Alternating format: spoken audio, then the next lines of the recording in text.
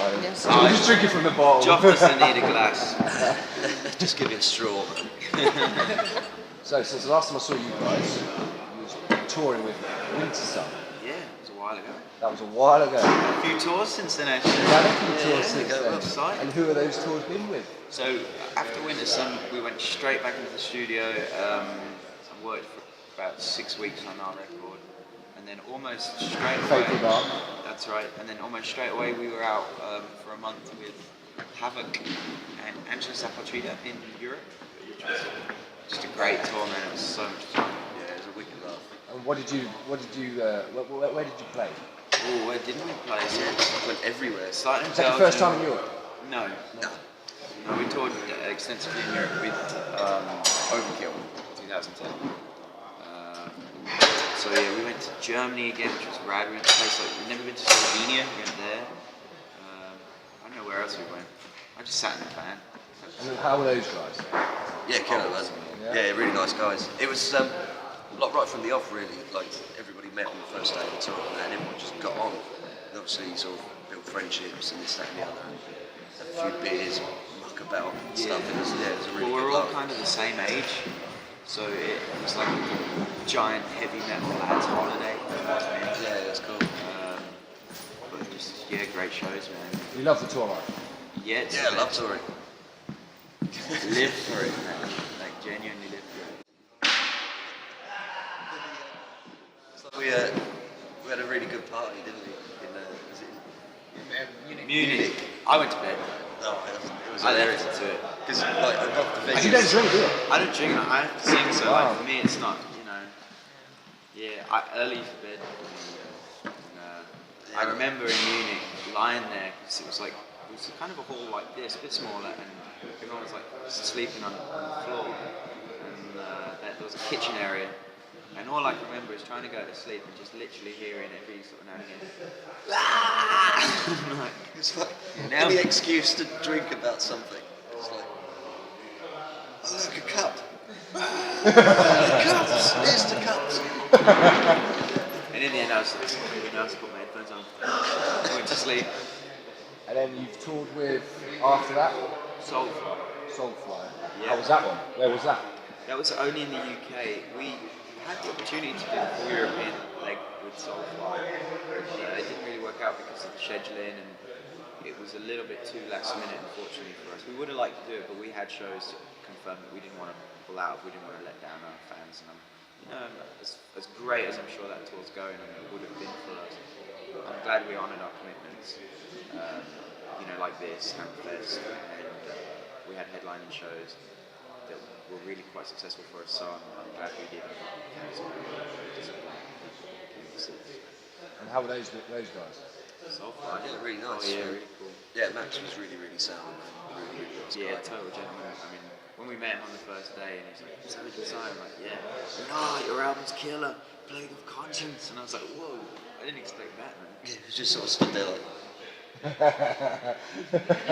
likes playing a conscience. Do you ever take anything from these tours? You know, with the guys that you're touring with, what do you take from them? Always, I mean, you'll always learn something. Like, you'll watch other people doing their thing and stuff, and you think, oh, that's a good idea. I Yeah, thought about totally. doing that. You learn, just absorb what you can. I mean, especially with a band like Soulfly, massive selling band, they're doing something to learn from. He's a great frontman. He works the crowd, so I was watching him thinking, "Oh yeah, that's a good idea. He's really good at doing that." But we learned stuff like bands like Winter Sun. They're so slick, pro, in what they do, their whole organisation. And everything, so it's really cool. Every time, as soon as the tour is finished, we used to sitting down and just talk about Post-mortem, everything. Yeah, it's sort of take stock, it's like, right, what's going wrong, what's going right, we need to do this, we need to do that sort of thing, just tear everything apart, so next time we hit the road we can do it better, And you've just finished touring with Hacktivist, is that right? That was Havoc, but that was Havoc, last year. How was it? We finished that up in like mid-December. It was kind of weird because normally December is the build up to Christmas, so you get into that kind of like we got home and like a week later we had one more gig actually in December, hometown show for Joff, and then it was Christmas and it was like, oh, where did the time go? And then literally between Christmas and New Year we were doing photos with a guy called Pete Best, and he was just great. Then day after boxing back. Yeah. Fraser up the Swanee, and that was like, God, how am I going to get this shoot? And you've just done a new video for The Fateful Dark. Which track did you pick? The song is Hellblazer. Hellblazer, which you played last night, which is fucking amazing. And it was directed by a guy called Tom Walsh. And he just did such a great job. When we turned up for the shoot, it was in like a TV studio in Nottingham. And it's not you don't really go into anything with any kind of massive expectation. You just kind of, we've got a photo or video, just turn up, you know. And when we turned up, we saw the set that they'd built, and they had catering, and it was like, this is really professional. Yeah, I was like, this is awesome. But yeah, he went kind of above and beyond for the band, and I think he's done a great job. It's now it's on rotation on Scuzz TV. And it's our first video to actually get into Scuzz, so it's a really great step for the band. It's a great album. You've got someone from Game of Thrones in there. Is it a contortionist of some kind? She can get in some funky shapes, can't you? Pixie Lynott, she was great. Yeah, Jennifer Keith, her name is. She plays Kayla, I think, in the new season of Game of Thrones. She was very nice. She came down and did her thing, and we had a guy play Pope. Yeah, I saw the Pope turn up. I really like that. Yeah. The way it finished at the end, and he's like, presenting the band. Yeah, it's brilliant. It's kind of almost a recreation of the album cover in a way, because it wasn't. So I thought it was a really nice touch. And we don't really have much input into that side of things. We're not. I said in like another interview, but I'm a guitar player. I don't know about making videos. I don't know about artwork. So I'm not an artist. So that's the beauty. Bringing in someone like Tom, it was all his. You know, he did like a storyboard whenever he presented it to the label, and they really liked it, and then we were just like, yes, that's great. But all of that is very much his work. You know, we just turned up and did our thing really. So I think he deserves And credit. the album's been released, hasn't it? Yeah. Has it been released? Yeah, Monday. Has it changed date again? No. Because it's been jumping days, and I'll be like, it's been on. It got released on Spotify yesterday, and that was the first time I managed to listen to the album. Yeah. And what I was saying to someone earlier, what I love about this album, personally, my favourite album is Insurrection Rising, who I believe Chris Sangrides worked on, but Scott Atkins finished. yeah, which is fair enough. But I love that album for its purity.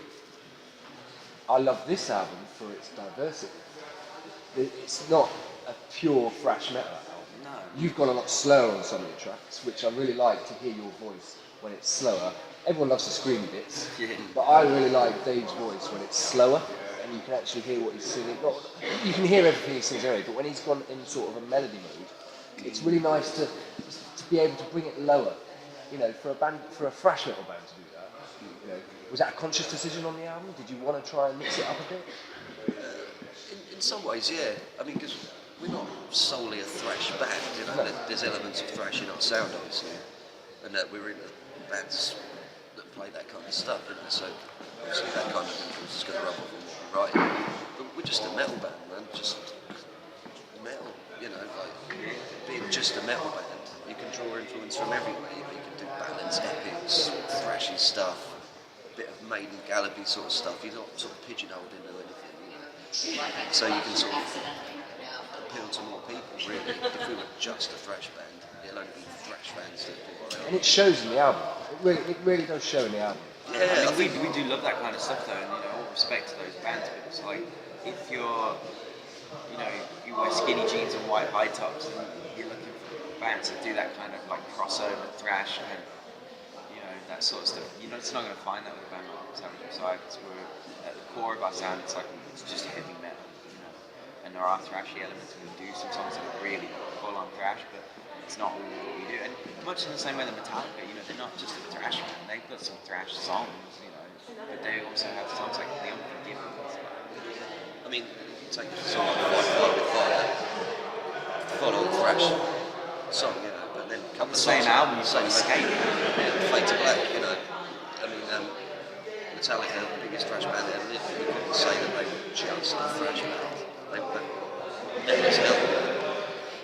That's very much it's a slight misconception, I think, and we would like to sort of, dispel.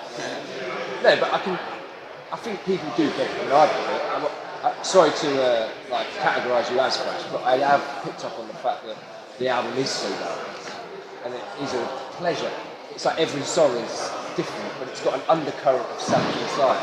That undercurrent of Savage is there, isn't it? Yeah. Throughout all your tracks. But I mean, even if we go back to Insurrection Rising, that record, I think that's got songs like Silent Empire, which is kind of a bit ballad, and it's got In Absence of Liberty, and they're not like thrash songs as such. It's only got like, I guess, it's got like Enemy, which is like real thrash, but a lot of it's. I don't feel that the band's really changed in any way, because our outlook hasn't changed. I'm still coming from the same exact place, which is metalheads playing metal, I did notice that some of Savage has changed, as in the bassist was different. What happened there? Well, it's one of those things really. I mean, Stefano had been with the band for quite a long time, about 3 years, about the same time as Job. But, for the last kind of year, we've been having some kind of personal problems and stuff like that, and we gave him a time frame to try and work it out after the tour. And unfortunately, it didn't really work out, so we had to move on as we have done and bring in Mira Slammer. He's such a great bass player. He's really made the band sound like 100 times better. And so disrespect to Stefano, because he's still a very good friend, and we respect him and wish him only the best. But I think Mira, just his style and the way he plays his instrument, it's just made the band a lot better, and that's what we need to be. So, I'm speaking for myself, and I'm sure the others would agree that it wasn't a decision we wanted to make, it wasn't a situation we wanted to find ourselves in. It was, however, a situation we found ourselves in.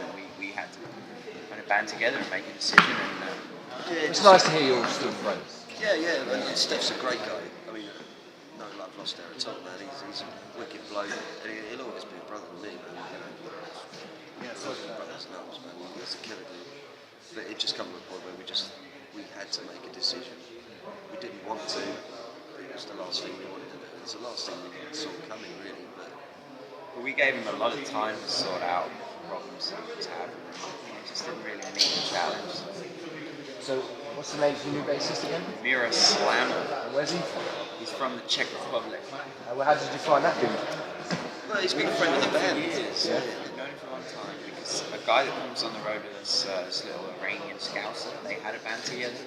And he's a good lad, and so we've known him for a long time. And he was playing in the band Monument, and then I went to some friends with a ex-guitar player, White Wizard, so we did a guitar clinic together in LA, and they had a show in London, and I was invited to go and watch it, so I did. And Monument was the opening band, and I remember watching them and thinking, oh, Mira's improved. Wow, he's doing great. He plays amazing. And then I did actually think to myself when I watched him, I was like, oh, if he was an artist, that'd be, but whatever.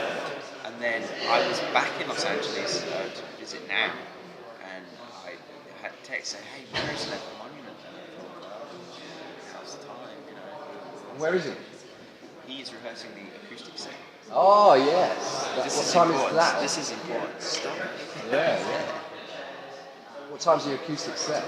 2 o'clock, maybe 2 to half 2. That's over in the bar, isn't it? Yeah, I hope so. I'm definitely coming to see no, it. don't. I can't wait. All these people saying they're coming, it's like no pressure or It's nothing. not on the main stage, Like, we don't pressure you, do we? Oh, it'd be cool. That'd be That's going to be a laugh, man. Yeah. There's something different. And how was it out in Los Angeles? Oh, right. Who's you playing with? I saw the videos. Yeah, I did a guitar clinic with some guys like Jake, who was in White Wizard and is kind of doing his own thing now.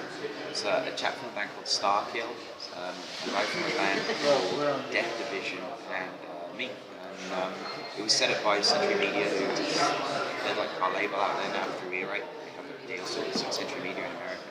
And they just set it up for me and asked if I'd like to go. And I was in California anyway, so it was like, yeah, let's go to LA and do a guitar clinic.